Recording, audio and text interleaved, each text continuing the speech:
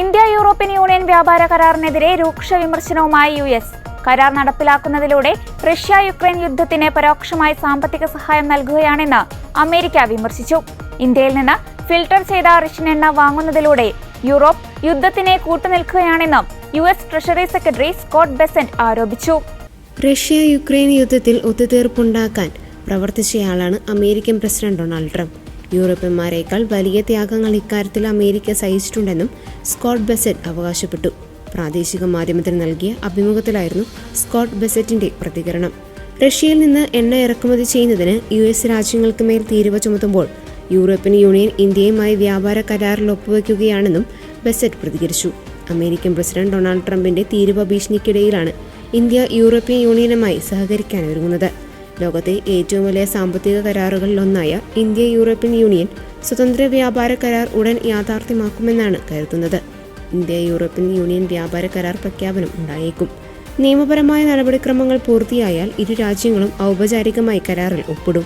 നടപടിക്രമങ്ങൾ പൂർത്തിയാകാൻ 6 മാസത്തെ സമയമാണ് കണക്കാക്കുന്നത്. എല്ലാ കരാറുകളുടെയും മാതാവെന്നാണ് ഇന്ത്യ യൂറോപ്യൻ യൂണിയൻ വാണിജ്യ കരാറിനെ വിശേഷിപ്പിക്കുന്നത്. യൂറോപ്യൻ യൂണിയൻ രാജ്യങ്ങളിൽ നിന്നുള്ള കരാറുകളുടെ ഇറക്കുമതി തീരുവ 40% കുറയ്ക്കാമെന്ന് കരാറിൽ ധാരണയുണ്ടെന്നാണ് റിപ്പോർട്ടുകൾ വ്യക്തമാക്കുന്നത്. നിലവിൽ 110% തീരുവ കുറയുന്നതോടെ വിദേശ നിർമ്മിത ആഡംബര കാറുകൾ കുറഞ്ഞ വിലയിൽ ഇന്ത്യയിലെത്തും.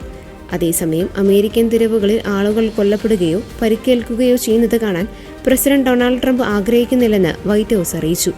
എന്നാൽ മിനിസോട്ടയിൽ അക്രമാസക്തരായ ക്രിമിനൽ നിയമലംഘകരായ കുടിയേറ്റക്കാരെ നാടുകടത്താനുള്ള ശ്രമങ്ങളിൽ നിന്ന് പിന്നോട്ടു പോകില്ലെന്നും വൈറ്റ് ഹൗസ് വ്യക്തമാക്കി. മിനിസോട്ടയിലെ മിനിയപൊലിസ് നഗരത്തിൽ ഇമിഗ്രേഷൻ ഏജന്റ് വാഹന പരിശോധനയ്ക്കിടെ US പൗരനായ 37 വയസ്സുകാരൻ അലക്സ് ജെഫ്രി പ്രെറ്റി കൊല്ലപ്പെട്ടത് വ്യാപക പ്രതിഷേധത്തിന് ഇടയാക്കിയിരുന്നു. 1 മാസത്തിനുള്ളിൽ മിനിസോട്ടയിൽ US പൗരൻ വെടിയേറ്റ് മരിക്കുന്ന രണ്ടാമത്തെ സംഭവമാണിത്. ഇതിന് പിന്നാലെയാണ് white house press secretary Caroline Leavitt മാധ്യമങ്ങളെ കണ്ടത്. അക്രമാസക്തരായ ക്രിമിനൽ നിയമലംഘകരമായ കുടിയേറ്റക്കാരെ നാടുകടത്തുകയും അമേരിക്കയെ വീണ്ടും സുരക്ഷിതമാക്കുകയും ചെയ്യുമെന്ന തന്റെ വാഗ്ദാനത്തിൽ നിന്ന് ട്രംപ് ഒരിക്കലും പിന്നോട്ടു പോകില്ലെന്നും ആ ശ്രമത്തിൽ എല്ലാ സഹകരണങ്ങളും അദ്ദേഹം സ്വാഗതം ചെയ്യുന്നുവെന്നും കരോളിൻ ലീവിറ്റ് പറഞ്ഞു.